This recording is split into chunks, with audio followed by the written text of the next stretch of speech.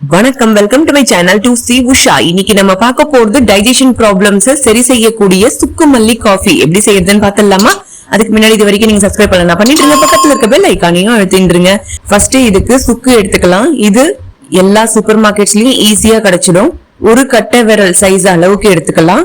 இத தோல் சீவின்றுவோம். என்னைக்குமே சுக்குல இருக்கிற தோல்ல விஷத்தன்மை இருக்கும்னு சொல்லுவாங்க, அதனாலதான் தோல் சீவின்றோம். அதை லேசா இது மாதிரி கிரஷ் பண்ணிடலாம். அப்பதான் ஈஸியா நம்மளுக்கு அரைக்க வரும் மிக்சி ஜார்ல. அதுக்குதான் இப்போ அடுப்புல கடாய் வச்சுட்டு 4 ஸ்பூன் அளவுக்கு தனியாவை சேர்த்துக்கலாம். லோ ஃபிளேம்ல வறுத்துப்போம். தனியாவை பொறுத்த வரைக்கும் பித்தத்தை சரி செய்யக்கூடியது. தனியா கொஞ்சம் கிறிஸ்பியானதுக்கு அப்புறம் 1 ஸ்பூனுக்கு மிளகை சேர்த்துண்டு அதையும் வறுத்துக்கலாம். ஆல்ரெடி கிரஷ் பண்ணி வச்ச சுக்கையும் சேர்த்துருவோம். லேசா வறுத்ததுக்கு அப்புறம் அடுப்பு ஆஃப் பண்ணிடலாம். இதை மிக்சி ஜார்ல சேர்த்துருவோம். 4 ஏலக்காய் போட்டுப்போம். இது ஸ்மெல் நல்லா கொடுக்கும். நம்ம காஃபிக்கு அரைச்சி வந்தது இப்படி இருக்கும்.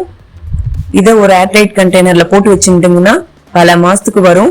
இப்போ சுக்குமல்லி காஃபி எப்படி போடுறதுன்னு பார்ப்போம். அதுக்கு ஒரு கிண்ணத்துல 1.5 டம்ளருக்கு தண்ணி விட்டுக்கலாம். அதாவது 200 ml டம்ளர் அளவுல நான் சொல்லியிருக்கேன். மொத்தம் 300 mlக்கு தண்ணி விட்டுண்டாச்சு. நான் இங்க ஒருத்தருக்கு 6 அளவுக்கு சொல்லியிருக்கேன். இது ஒரு கொதி வர விடுவோம். தண்ணி கொதிக்க ஸ்டார்ட் ஆயிடுத்து. இப்போ பொடிச்சு வச்ச பொடியிலேருந்து 1.5 ஸ்பூன் அளவுக்கு சேர்த்துக்கலாம். நல்லா கலந்து விட்டுருவோம். 2 நிமிஷம் லோ ஃபிளேம்ல அப்படியே கொதிக்க விடுவோம். 2 நிமிஷம் ஆயிடுத்து. 1.5 டம்ளர்ல இருந்து 1 டம்ளருக்கு, அதாவது 200 mlக்கு தண்ணி வந்துட்டு இருக்கு. இப்போ இதுக்கு ஸ்வீட்னஸ் கொடுக்கறதுக்கு நான் கருப்பட்டி வெல்லம் 1.5 ஸ்பூன் அளவுக்கு சேர்த்துக்கிறேன். நீங்க தேவைப்பட்டா நாட்டு சர்க்கரை சேர்த்துக்கலாம், இல்ல வெல்லம் சேர்த்துக்கலாம். எல்லாத்தையும் கலந்து விட்டுருவோம். 1 நிமிஷம் லோ ஃபிளேம்ல அப்படியே கொதிக்க விடுவோம். 1 நிமிஷம் ஆயிட்டு இருக்கு. வெல்லம் நல்லா கரைஞ்சிட்டு இருக்கு. இது போதுமானது. அடுப்பு ஆஃப் பண்ணிடலாம். இப்போ இத வடிகட்டி வச்சு வடிகட்டின்றுவோம். நம்மளுடைய சுக்குமல்லி காஃபி சூப்பரா ரெடி ஆயிடுச்சு. இது சுட சுட சர்வ் பண்ண வேண்டியதுதான். இந்த காஃபியை பொறுத்த வரைக்கும் இதுக்கு காஃபி பொடியும் அவசியம் இல்ல, பாலும் அவசியம் இல்ல. தேவைப்பட்டா நீங்க வேணா பால் சேர்த்துக்கலாம். பட் பாலே இல்லாம சூப்பரா இருக்கும்.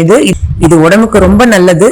கோல்டு, காஃப், டைஜஷன் ப்ராப்ளம்ஸ், அதே மாதிரி சோர் த்ரோட், வெயிட் லாஸுக்கு கூட இது ரொம்ப நல்லது. ஆன்டி இன்ஃபிளமேட்டரி ப்ராப்பர்ட்டிஸ் உடைய இந்த சுக்குமல்லி காஃபியை நீங்களும் குடிங்க. ஹெல்த்தியா இருங்க. இந்த சேனல் டு சி உஷாக்கு லைக் பண்ணுங்க, ஷேர் பண்ணுங்க, சப்ஸ்கிரைப் பண்ணுங்க. தேங்க்யூ.